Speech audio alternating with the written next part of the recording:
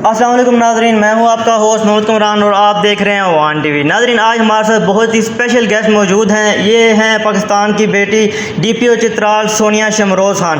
ناظرین، D P او چترال سونیا شمروز خان صاحبہ کا تعلق ضلع ایبٹاباد سے ہے اور انہیں چترال میں ڈسٹرکٹ پولیس آفیسر تعینات کیا گیا ہے۔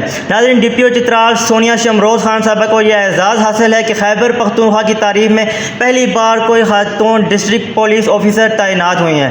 ناظرین، ڈی پی او چترال سونیا شمروز خان صاحبہ نے 2013 میں پولیس سروس آف پاکستان میں شمولیت اختیار کی۔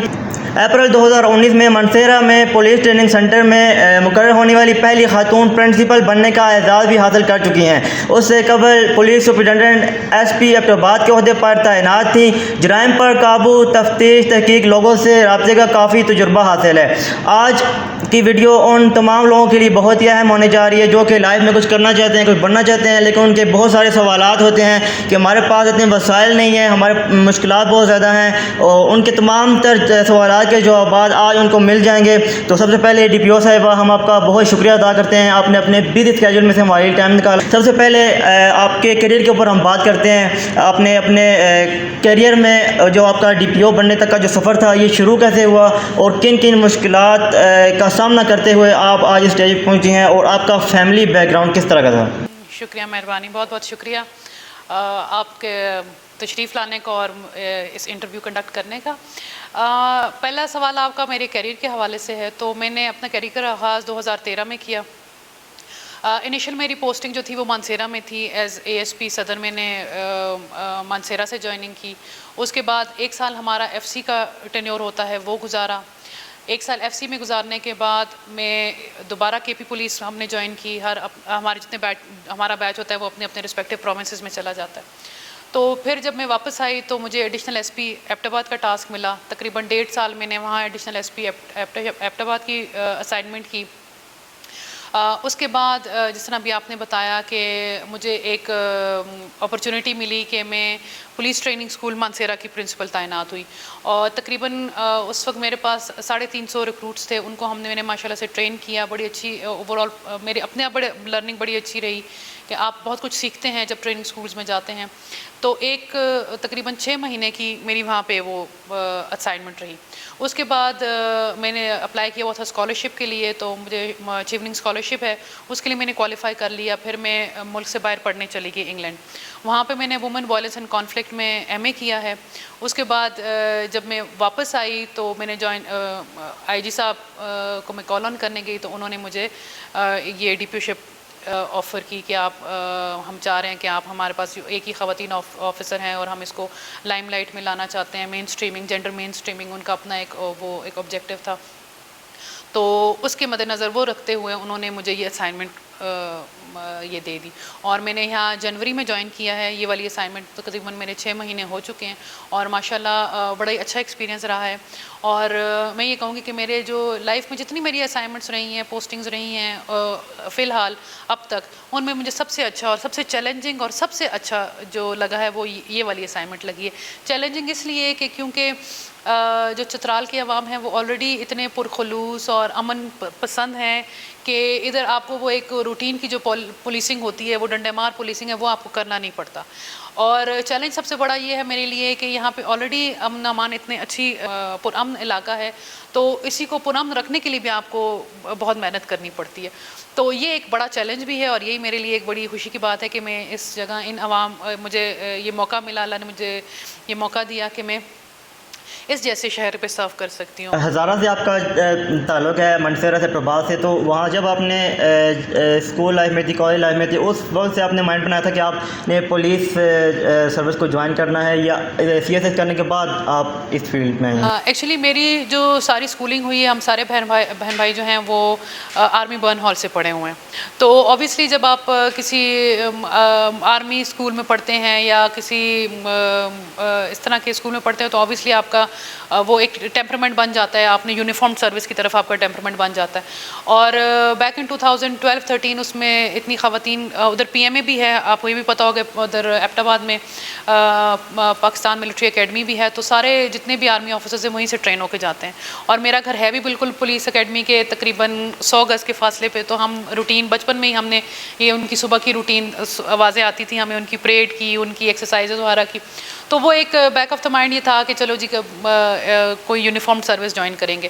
تو آرمی کی طرف اتنا وہ میرا رجحان نہیں تھا, تو بس جب سی ایس ایس کیا تو میں نے کہا کہ اگر پولیس سروس ہے تو پھر میں یونیفارم سروس, ایک پولیس سروس ہی ہے سی ایس ایس میں, تو وہ جوائن کرنے کی میری خواہش تھی, اور اللہ نے یہ میری خواہش پوری کی. اور اس میں میرے والدین کی دعائیں بھی ہیں, میرے اساتذہ کی دعائیں بھی ہیں, اور ساری میری فیملی کی سپورٹ شامل ہے.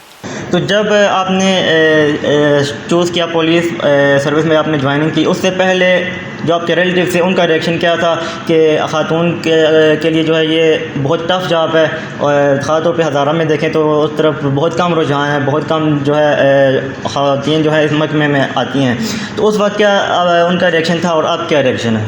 اوبیسلی جب ہمیشہ آپ دیکھیں جب کوئی نئی چیز آپ دیکھتے ہیں تو اس کا ملا جلا ایک اس کا ریئیکشن آتا ہے. کچھ لوگ کہتے ہیں جی اچھی بات ہے, چینج کو اپریشیٹ کرتے ہیں, کچھ لوگ کہتے ہیں کہ مطلب اسٹیٹس کو ہی ہونا چاہیے بس. اسی طرح میرا بھی جو پولیس میں لوکیشن ہوئی تو کچھ میری فیملی کے جو لوگ تھے انہوں نے بڑا اپریشیٹ کیا, انہوں نے کہا یہ اچھی بات ہے, ویری گڈ, ویری نائس, کہ چلو سی ایس ایس کے بعد اس طرح کے پی لیول پہ خاتون آئیں گی, اور اس طرح اور آگے کیریئر کا بھی اس کا امپیکٹ ہوگا سوسائٹی کے اوپر بھی اور اوور آل بھی. تو کچھ لوگوں کا کچھ اتنا کوئی خاص وہ نہیں تھا کہ پسند نہیں کیا, کیونکہ ایک اسٹیریوٹائپ امیج ہوتا ہے پولیس کا کہ جی پولیس میں صرف میل آفیسرز ہی جا سکتے ہیں, اور پولیس کا جنرل پرسیپشن یہ ہوتی ہے کہ جی ایک تو ورک لوڈ زیادہ ہوتا ہے, پھر وہ کرپشن بھی ہوتی ہے, پھر اس طرح کی اس طرح کی جو چیزیں ہوتی ہیں اٹیچ جو اسٹگماز ہیں پولیس کے ساتھ, اس کی وجہ سے تھوڑے سے ریلیکٹنٹ تھے.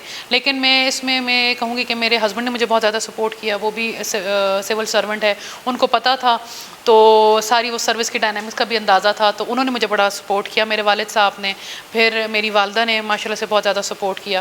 تو پھر لیکن ابھی جب میں دیکھتی ہوں آج سے 8-10 سال پہلے جو لوگوں کا ریئیکشن تھا پولیس سروس جوائن کرنے پہ, اور ابھی جب دیکھتے ہیں تو اس میں 100% افاقہ ہوا ہے ان کو, کہ ابھی وہ کہتے ہیں کہ جی بڑے اچھی, اس وقت بڑا اچھا ڈیسیجن تھا آپ نے پولیس سروس جوائن کی. اور جب یہ لوگوں کے چھوٹے موٹے کام جو جائز کام ہوتے ہیں جو وہ آپ کر دیتے ہیں, کیونکہ میں کہتی ہوں نا پولیس میں ہر بندہ جو مظلوم ہے اس کے لیے بھی پولیس والوں سے تعلق رکھنا بہت ضروری ہے. یہ نہیں ہوتا کہ صرف بدماش یا غنڈے اور اس طرح کے لوگ چور چکاری پولیس کے پاس آتے ہیں, اکثر اس طرح ہوتا ہے, جو بلکہ موسٹلی کیسز میں اس طرح ہوتا ہے کہ کوئی اس طرح کا کوئی لینڈ مافیا کا بندہ ہوگا, وہ کسی مظلوم کی زمین پہ قبضہ کر لے گا. اسی طرح کوئی ایسا بندہ ہوگا جو کوئی کسی کیس میں کسی مظلوم کو پھنسا دے گا. تو یہ ہوتا ہے کہ آپ کو پولیس سروس میں اس طرح کے جو مظلوم لوگوں کی مدد کرتے ہیں, اور آپ کو کوئی ایک طرح سے آپ کو کوئی اپروچ کر لیتا ہے کہ اس کے ساتھ یہ ناانصافی ہو رہی ہے, آپ اس کی مدد کریں, تو جب آپ وہ اس کی مدد کرتے ہیں اور اس کو اس مسئلے سے اور اس دلدل سے نکالتے ہیں تو وہ بہت آپ کو اپریشیٹ کرتا ہے, اور وہ اپریشیٹ تو کرتا ہی ہے, اس کے علاوہ آپ کو دعائیں بھی دیتا ہے جو آپ کی دنیا اور آخرت میں آپ کے کام آئیں گے. تو جب میرے ایسے ریلیٹیو جو اس طرح کے کوئی ایشو ان کے پاس چلا جاتا ہے وہ مجھے ریفر کرتے ہیں, میں ان کی مدد کر دیتی ہوں, پھر ان کو اندازہ ہوتا ہے کہ نہیں یہ تو مطلب بڑی اچھی سروس ہے اور اس میں آپ پازیٹیو کام بھی کر سکتے ہیں. کیونکہ میں نے جس طرح پہلے بتایا نا کہ لوگوں کو صرف یہی لگتا ہے کہ پولیس میں سارے بس نیگیٹو لوگ ہی پولیس کے ساتھ اٹیچڈ ہیں اور نیگیٹو کام ہی سارے ہو رہے ہیں, تو ایسا نہیں ہے بالکل بھی. سی ایس ایس پاس کرنے کے لیے کتنی محنت درکار ہوتی ہے؟ زیادہ تر لوگ کہتے ہیں کہ ہمارے پاس اتنے وسائل نہیں ہیں یا ہمارے اخراجات بہت زیادہ ہیں, ان کو کیا وہ بھی کر سکتے ہیں کہ ہر بندہ سی ایس ایس پاس کر سکتا ہے کہ محنت کرے؟ دیکھیں ہر بندہ جس کی لگن ہو, موٹیویشن ہو, وہ سی ایس ایس کر سکتا ہے. اگر یہ کہیں نا کہ تھوڑی دیر کے لیے پڑھوں گا, نان سیریس ایٹیچیوڈ والے لوگ سی ایس ایس نہیں کر سکتے. No doubt C S S میں بہت زیادہ پڑھنا پڑتا ہے, بہت محنت کرنی پڑتی ہے, اور آگے پھر آپ کی قسمت بھی ہوتی ہے کہ آپ کتنی سیٹس نکلیں گی, کیونکہ پورے پاکستان میں اس کا پاسنگ پرسنٹیج آپ نکال لیں تو لیس دین 5% ہوتا ہے. ہماری دفعہ جب میری دفعہ پاس ہوئی تو 1% ہمارا پاسنگ رزلٹ تھا وہ تھا. تو اس میں یہ کہوں گی آپ محنت کریں, جتنی ہو سکے آپ محنت کریں. ابھی تو انٹرنیٹ پہ اتنی زیادہ فیسلٹیز ہیں, آپ کو کوئی اکیڈمی جوائن کرنے کی ضرورت نہیں ہے. اس کے لیے صرف آپ نے اپنی جو بیسک کوالیفیکیشن ہے وہ پوری کرنی ہے اور آپ ایگزام میں بیٹھ جائیں کہ آپ کو کوئی اکیڈمی جوائن کرنے کی ضرورت نہیں ہے, آپ کو کوئی فی دینے کی ضرورت نہیں ہے.